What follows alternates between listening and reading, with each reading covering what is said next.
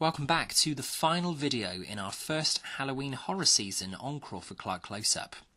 As we've now reviewed all 11 entries in the Halloween film series, including the latest release from director David Gordon Green, it's time to give you our ranking of all 11.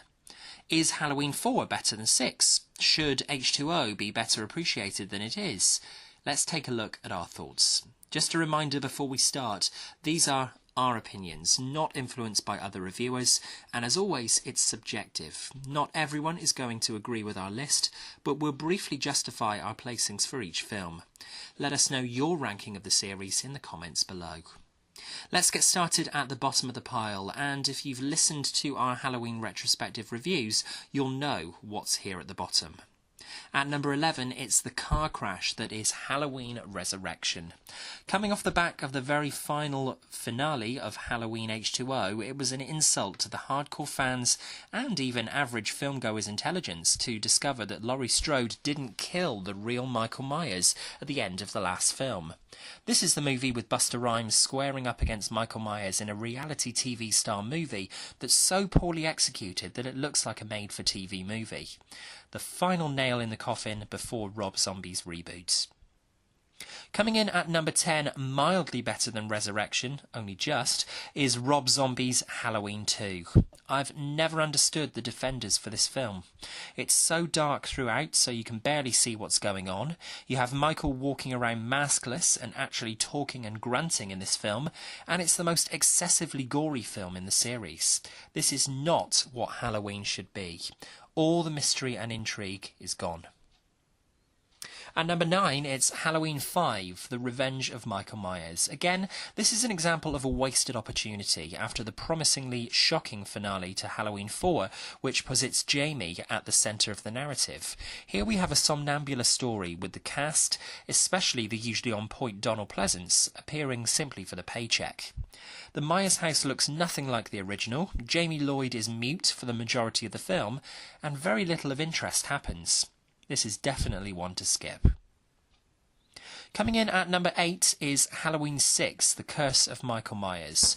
Yes, it's bogged down by the Thorn cult arc, and it's ridiculous, but this film does actually contain Michael at one of his most effective. The deaths are well orchestrated for the most part, and it's a step in the right direction after the disappointing Part 5. That being said, this is nowhere close to classic Halloween.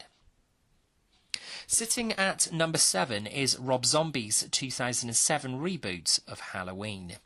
Yes, we've placed this above some of the sequels from the original franchise because at times the film should be commended for fleshing out Carpenter's original story, despite there being too much backstory to Michael and reason given to pure evil. Oh, and Scout Taylor Compton drags this right down as well. Just sitting outside the top 5 films in the franchise, in our opinion, at number 6 is Halloween 4, The Return of Michael Myers. After Halloween 2 in 1981, the idea was to put Michael Myers to bed and return with an anthology of different Halloween-themed films. After the disappointing receipts for Halloween 3, Season of the Witch, Myers was resurrected for the first time in 7 years on the 10th anniversary of the original. There's a lot to like about Halloween 4. The mood from the outset is spooky and suitably atmospheric, but Michael's appalling mask and a plodding second act drag this down in the rankings. That ending, though, is one of the best moments in the franchise. Breaking into the top 5, and this is where David Gordon Green's direct sequel to John Carpenter's original belongs for us. As we've discussed in our individual review for this latest instalment in the franchise, this is a frustrating film. There are ingenious nods to Carpenter's original, and you can tell that this film comes from a team who love the original film, but there are also some bizarre character choices and a lacklustre quality to the middle act of the film that ultimately leave this reviewer feeling a bit cheated. At number 4 we have the original Halloween 2. It's far from a brilliant sequel to the original classic, but setting the story in a hospital on the same Halloween night as the first film is an inspired choice. Michael Myers is on top form, and some of the deaths are excellent. It's a shame, therefore, about the film's underwhelming score. Into the top 3, and in third place, this could surprise people, we have Halloween 3, Season of the Witch. Yes, the one that has absolutely nothing to do with Michael Myers and the Halloween canon, but it's a bold, engaging story with great characters and some shocking kills. This really is better than the majority of the Halloween sequels in the franchise, and it's a shame that it's so sorely underrated. It's certainly a product of the 80s and is a little cheesy at times, but this is one of the most rewatchable entries in the series. By this point, it's fairly obvious to work out our placing of the last two entries in our ranking. Just missing out on the top spot, obviously, is the criminally underrated Halloween H2O at number 2. Forget the silly title. It was released on the 20th anniversary of the original film in 1998. The film has nothing to do with water. Halloween H2O brings Jamie Lee Curtis back into the fold to battle Michael Myers for what should have been the final time. Damn you, Resurrection. Yes, there's a valid argument that this entry is so much a product of the 1990s Scream, I Know What You Did Last Summer slashers, but it has its own identity as a Halloween film, and it's one of the most entertaining films in the franchise.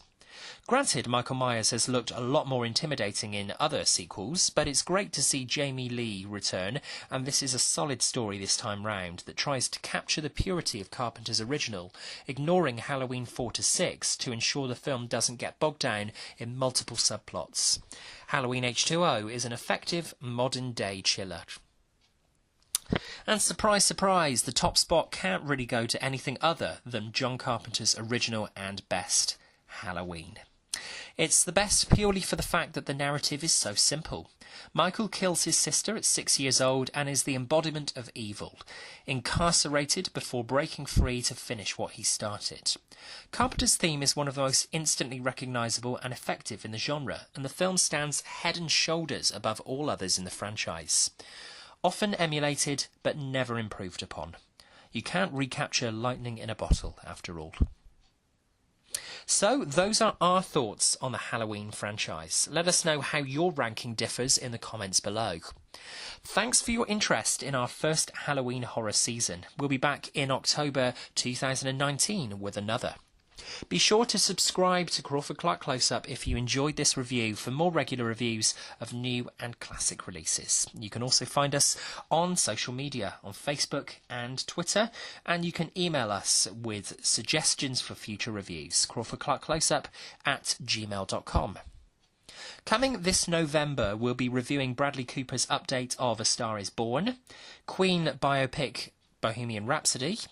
We'll be doing a 30th anniversary look back over the Naked Gun comedy trilogy, and we'll be reviewing every film in the Harry Potter franchise leading up to the release of Fantastic Beasts: The Crimes of Grindelwald in a few weeks' time.